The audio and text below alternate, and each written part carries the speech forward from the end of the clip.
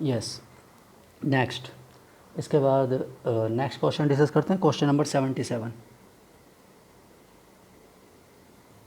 Question number 77 क्या है? Oxidation number of sodium in sodium amalgam. Sodium amalgam, ये sodium amalgam क्या होता है? एक्चुअल में अमलगम जो वर्ड यूज़ करते हैं ये मरकरी के लिए यूज़ करते हैं, Hg। ठीक है, तो अमलगम Hg के लिए कब यूज़ करते हैं? When metal dissolve in mercury, when metal dissolve in mercury, इसे कहा जाता है अमलगम। अब सोडियम इसमें डिज़ोल्व है तो नाम लिखा होगा सोडियम, जिंक डिज़ोल्व है तो जिंक अमलगम, तो जो भी डिज़ोल्व होता है उसी के नाम का अमलगम वर्ड लिख देते हैं। ठीक है, तो ये होता है अमलगम। और इसमें कोई बॉन्डिंग नहीं बनती है, बस क्या होता है, sodium is surrounded by the mercury. Mercury क्या होता है? रूम टेम्परेचर पर लिक्विड होता है, तो सोडियम उसमें क्या हो जाते हैं? डिस्पर्स्ड हो जाते हैं, और अब उनका वाटर के साथ या एयर के साथ कॉन्टैक्ट खत्म हो जाता है, यानी कि वो रिएक्टिव नहीं रहते हैं, तो इसलिए इसे यूज़ करते हैं सोडियम। ठीक, तो sodium is surrounded by the mercury only, there is no bonding, किसी टाइप की कोई बॉन्डिंग नहीं है, यानी सोडियम और Hg, बस इसे ऐसे लिखा जाता है, या इसे सोडियम ओब्लिग Hg ऐसे लिख देते हैं। ठीक, और यहाँ पर किसी पर कोई चार्ज नहीं होता है, ये दोनों सेपरेट होते हैं, there is no bonding, there is no bonding. ये सिर्फ फोर्स ऑफ अट्रैक्शन है। कौन सा अट्रैक्शन है? सिंपल मास का अट्रैक्शन होता है, जैसे ग्रेविटेशनल फोर्स होता है, मास का अट्रैक्शन होता है, ऐसे ही सोडियम में कुछ मास है, मरकरी में कुछ मास है, तो मास के बीच का अट्रैक्शन है और कुछ नहीं है। ठीक है, तो there is no bonding, therefore oxidation number या ऑक्सीडेशन स्टेट क्या होगा? ज़ीरो होगा, यानी एक तरह से ये प्योर फॉर्म है, प्योर। ठीक है, प्योर फॉर्म है या फ्री स्टेट, प्योर से बेटर वर्ड रहेगा फ्री स्टेट, फ्री स्टेट। और आपको लिखवाया हुआ है फ्री स्टेट में क्या होता है? किसी का भी ऑक्सीडेशन नंबर 0 होता है। ठीक है, चलिए नेक्स्ट, इसके बाद 79, तो इसका आंसर आ जाएगा फोर्थ। ठीक है, 79 क्या कहता है? ऑक्सीडेशन नंबर सल्फर है, सल्फर का ऑक्सीडेशन नंबर बताना है किसमें? CH3 twice S, CH3 twice S में सल्फ़र का ऑक्सीडेशन नंबर बताना है। ठीक है, अब आपको बताया था कि रूल्स में सल्फ़र कहीं नहीं है, लेकिन आपको ये लैंग्वेज लिखवाया हुआ था कि जब भी वैन सल्फ़र या ऑक्सीजन इस फैमिली का कोई और एलिमेंट, या उससे आगे नाइट्रोजन फैमिली का कोई एलिमेंट, या 17 ग्रुप यानी हेलोजन 15, 16, 17, इन ग्रुप का अगर कोई एलिमेंट अपने से लेस इलेक्ट्रोनेगेटिव के साथ अटैच होता है तो इनका ऑक्सीडेशन स्टेट किसके इक्वल होता है? Equal to their group valency, यानी सल्फर का ऑक्सीडेशन स्टेट किसके इक्वल होगा? ग्रुप वैलेंसी के इक्वल होगा। या आप ऐसा कह सकते हैं with respect to sulphur CH3 has, with respect to sulphur CH3 group of atoms CH3 has +1 charge. तो अगर CH3 पर +1 चार्ज होगा तो यहाँ 2 CH3 हैं, तो यानी 2 पॉजिटिव होगा, सल्फर X होगा इक्वल टू 0, तो X इक्वल टू -2, या तो आप ऐसे कह सकते हैं। ठीक है, CH3 को, क्यों? Because C carbon is less, या फिर आप जो मैंने रूल पहले लिखवाया हुआ है उसे आप यूज़ कर सकते हैं। क्या लिखवाया हुआ है आपको कि वैन सल्फर और 15 ग्रुप एलिमेंट, 16 ग्रुप एलिमेंट और 17 group element attached with less electronegative atom then their oxidation number became equal to their group valency, और सल्फर 16 ग्रुप एलिमेंट है और इसकी ग्रुप वैलेंसी क्या होती है? -2 होती है 16 ग्रुप एलिमेंट्स की, इसलिए इसका आंसर -2 होगा। ठीक है, यानी थर्ड आंसर होगा। क्लियर? रूल एक बार देख लेना, ये आपको लिखे मिल जाएंगे। वहाँ हो सकता है कि मेटल वर्ड लिखा हो, लेकिन मेन जो वर्ड होता है वो यही होता है, लेस इलेक्ट्रोनेगेटिव। ठीक है, तो लेस इलेक्ट्रोनेगेटिव के साथ अगर 15, 16 और 17, कौन कौन से ग्रुप एलिमेंट? 15th, 16th और 17th, ये ग्रुप एलिमेंट अगर अटैच होते हैं किसके साथ? विद लेस इलेक्ट्रोनेगेटिव एटम, तो इनकी ऑक्सीडेशन नंबर किसके इक्वल हो जाती है? Equal to their group valency, group valency के इक्वल हो जाता है। ठीक है, चलिए नेक्स्ट।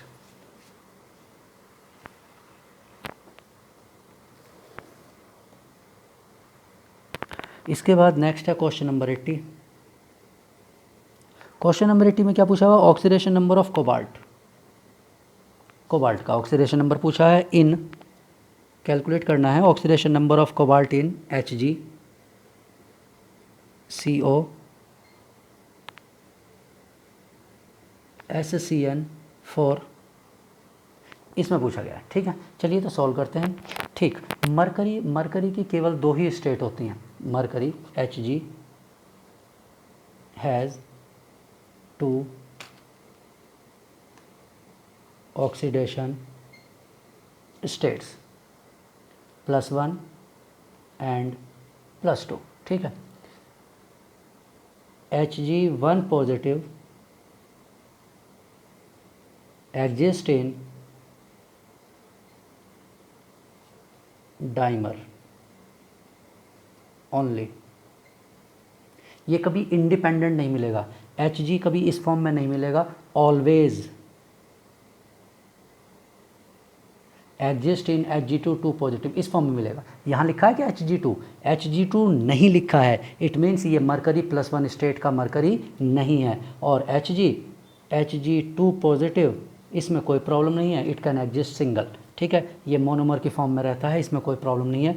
तो यहाँ Hg एक लिखा है, it means it is 2 positive. तो कहीं भी मरकरी कंबाइंड स्टेट में अगर लिखा है, किसी के साथ बॉन्डिंग फॉर्म में लिखा है और एक मरकरी लिखा है, it means it is 2 positive, वो 2 पॉजिटिव वाला है। ठीक है, और अगर वो Hg2 ऐसे लिखा हुआ है और 2 मतलब चार्ज नहीं भी लिखा है और 2 लिखे हुए हैं, इसका मतलब है कि वो क्या होगा? +1 स्टेट वाला मरकरी होगा, +1 स्टेट का मरकरी होगा, मेनली ये होता है। तो ये +2 का है, +2। Cobalt unknown X। SCN, अब ये तो सल्फर कार्बन नाइट्रोजन 3 एलिमेंट है जिनका फिक्स नहीं है, ना सल्फर फिक्स होता है, ना कार्बन ना नाइट्रोजन।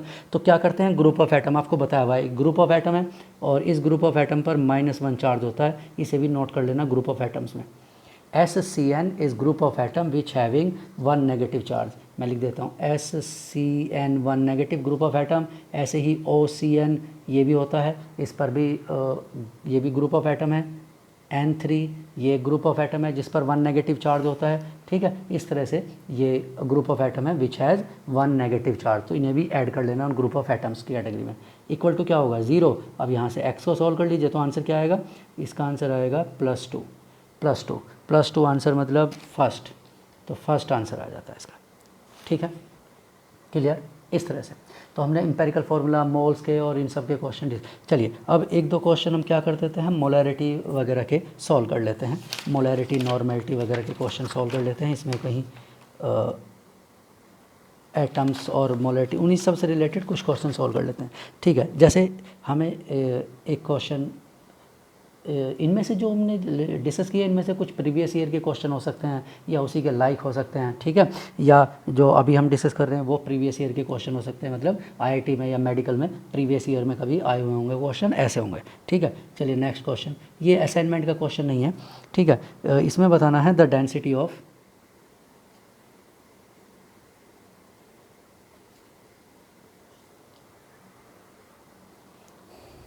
डेंसिटी ऑफ और डेंसिटी का आंसर भी लिखा हुआ है इन ग्राम पर ml, यानी आपको ग्राम पर ml में डेंसिटी बताना है। The density of A 3.6 m sulphuric acid. Sulphuric acid क्या होता है?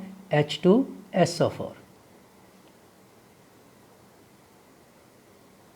सल्फ्यूरिक एसिड, तो एक H2SO4 सॉल्यूशन की बात कर रहा है वो। The density in gram per ml of a 3.6 m H2SO4, m capital M means molarity, H2SO4 solution, sulfuric acid solution, that is 29% H2SO4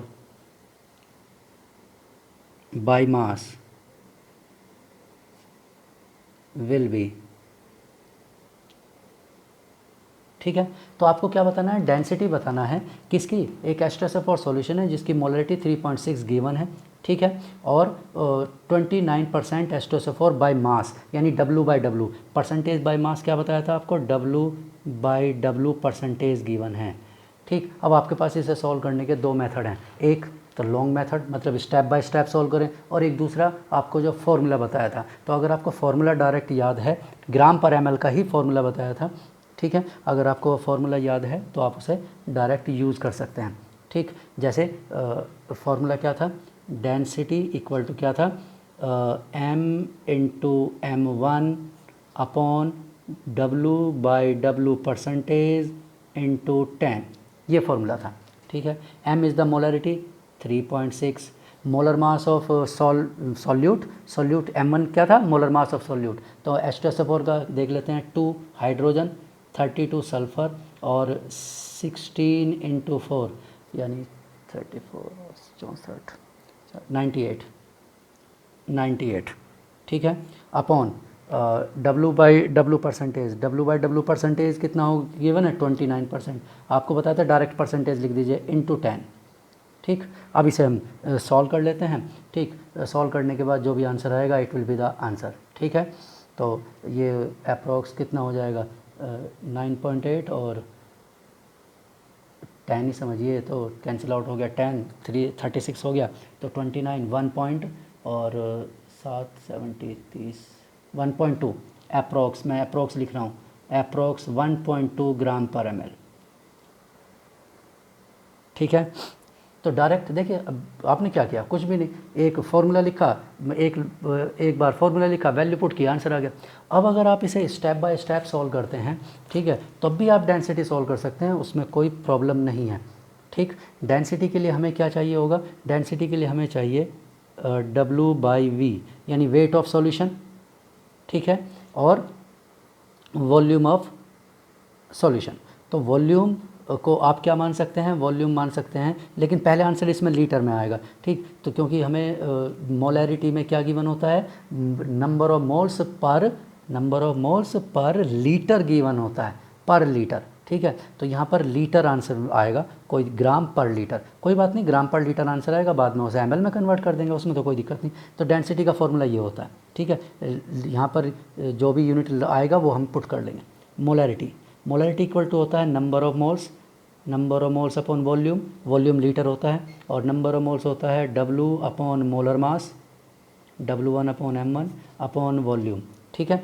अब वॉल्यूम तो कहीं गिवन ही नहीं है पूरे न्यूमेरिकल में, जब न्यूमेरिकल में कहीं भी वॉल्यूम गिवन नहीं होता है, कैसे न्यूमेरिकल आपको मिलेंगे, तो आप क्या करेंगे, let the volume of solution equal to 1 litre, कोई प्रॉब्लम नहीं है, आप 1 लीटर वॉल्यूम कभी भी एज्यूम कर सकते हैं किसी भी न्यूमेरिकल में, अगर वॉल्यूम गिवन नहीं है तो कोई टेंशन नहीं है, आप वॉल्यूम एज्यूम कर सकते हैं, क्या 1 लीटर वॉल्यूम एज्यूम कर सकते हैं, ठीक।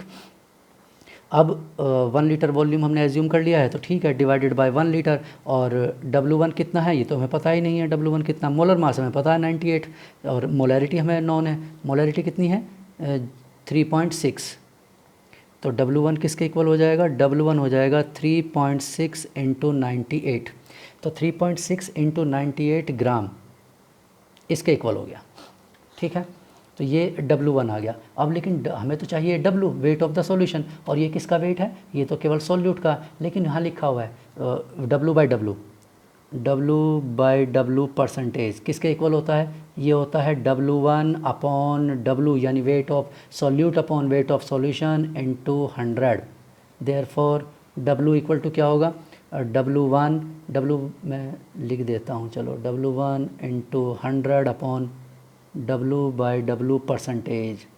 अब वैल्यू लिख देते हैं, W1 कितना है 3.6 इंटू 98, और इंटू तो 100 रहेगा ही, डिवाइडेड बाय W/W कितना है 29, ठीक है। तो ये आ गया W की वैल्यू, तो ठीक है यहाँ लिख देते हैं, डेंसिटी इक्वल टू W कितना है 3.6 इंटू 98 इंटू 100 अपॉन 29, ठीक है, ये आ गया आंसर। लेकिन ये आंसर ग्राम पर लीटर है, ये यूनिट क्या होगी इसकी, ग्राम पर लीटर, ठीक है। ये ग्राम पर लीटर है। क्यों है ग्राम पर लीटर? क्योंकि वॉल्यूम हमने लीटर में एज्यूम किया है, तो इसलिए ये आंसर इस वाले आंसर से क्या होगा, ज़्यादा होगा। ये तो 1.2 आया है, और ये देखो ठीक ठीक से देखिए, वैल्यूज़ वही है, 3.6 into 98, 3.6 into 98 divide by 29 divide by 29, बस वहाँ पर डिवाइड बाई 10 है, यहाँ मल्टीप्लाई बाई 100 है। क्यों? क्योंकि वो ml में डायरेक्ट सोल्व किया और ये हमने किस में सोल्व किया, लीटर में। अब लीटर को किस में कन्वर्ट करना है, ml में कन्वर्ट करना है, तो क्या करेंगे, 1000 से डिवाइड कर दीजिए, 98 इंटू 100 अपॉन 29 इंटू 1000, तो ये हो जाएगा ग्राम पर ml। लीटर के प्लेस पर हमने क्या किया, ml लिख दिया, तो ठीक है, ये कैंसिल आउट, रिज़ल्ट वही आएगा जो वहाँ से सॉल्व किया। तो आंसर दोनों ही सेम आने वाले हैं। बस ये देखिए ये कितना आपने यूज़ करना पड़ा, डेंसिटी, मोलैरिटी एज्यूम करना पड़ा, ठीक है, वैल्यूज़ कैलकुलेट करनी पड़ी, परसेंटेज 3 बार कैलकुलेशन करना पड़ा, 4 बार, और यहाँ डायरेक्ट कोई एज्यूम नहीं करना, कुछ नहीं करना, वैल्यू पुट करिए आंसर। तो ये डिपेंड करता है कि आप इनमें से, मैं ऐसा नहीं कह रहा हूँ कि शॉर्ट मेथड ही ऑलवेज़ यूज़ करिए, आपको कंसेप्ट भी आना चाहिए, ठीक है। तो कंसेप्ट के बेस पर भी सॉल्व कर सकते हैं आप क्वेश्चन को, और इसके बेस पर भी सॉल्व कर सकते हैं, ठीक है। चलिए नेक्स्ट और क्वेश्चन सेलेक्ट करते हैं हम, ठीक। जैसे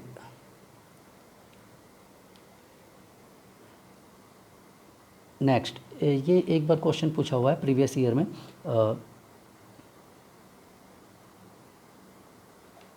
find out the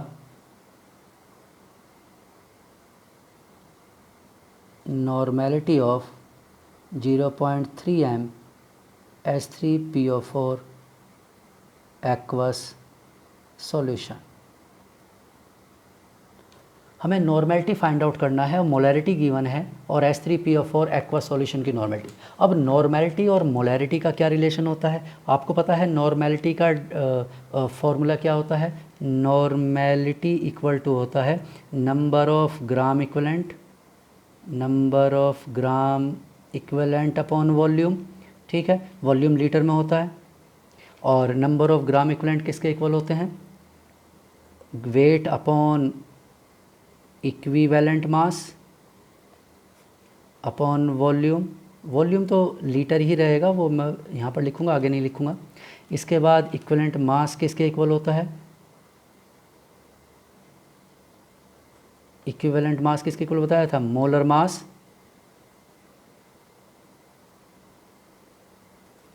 upon N factor, और डिवाइड बाय वॉल्यूम। अब हम m की बात करते हैं, मोलैरिटी, मोलैरिटी किसके इक्वल होता है, n बाई वी, वॉल्यूम यहाँ पर भी लीटर है।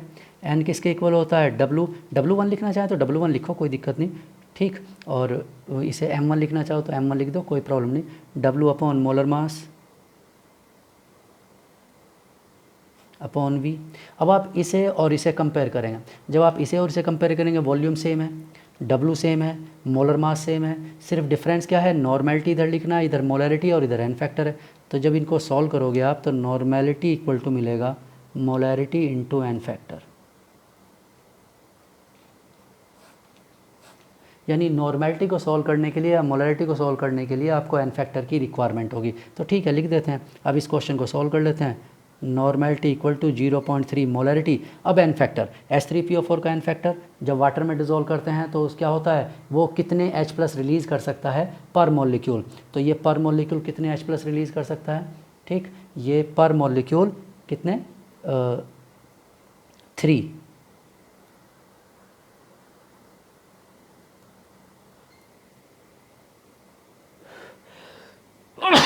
सॉरी, ये 3H पॉजिटिव रिलीज़ कर सकता है। अब ये 3 क्यों रिलीज़ कर सकता है, क्योंकि एक बच्चे का ने डाउट भी पूछा था कि H3PO2 का एन फैक्टर क्या होगा। मैंने लिखा था उसमें, उसका एन फैक्टर 1 होगा, H3PO3 का एन फैक्टर 2 होगा, H3PO4 का। तो तीनों, all 3 have 3 hydrogen, then why the N factor is 3 2 1। देखिए, एसिडिक H वो होते हैं those hydrogen atom which are attach with more electronegative atom. जो ज़्यादा इलेक्ट्रोनेगेटिव एटम के साथ अटैच होगा वो मोर क्या होगा, मोर एसिडिक हो, मतलब वो ही एसिडिक होता है। Which one is attached with more electronegative, यानी उसे ऑक्सीजन के साथ, उसे किसके साथ, फ्लोरीन के साथ उसे क्लोरीन, ब्रोमीन, आयोडीन इनके साथ अटैच होना चाहिए। तो मेनली इसमें ऑक्सीजन। तो H3PO4 का अगर मैं स्ट्रक्चर की बात करता हूँ तो स्ट्रक्चर ऐसा होता है।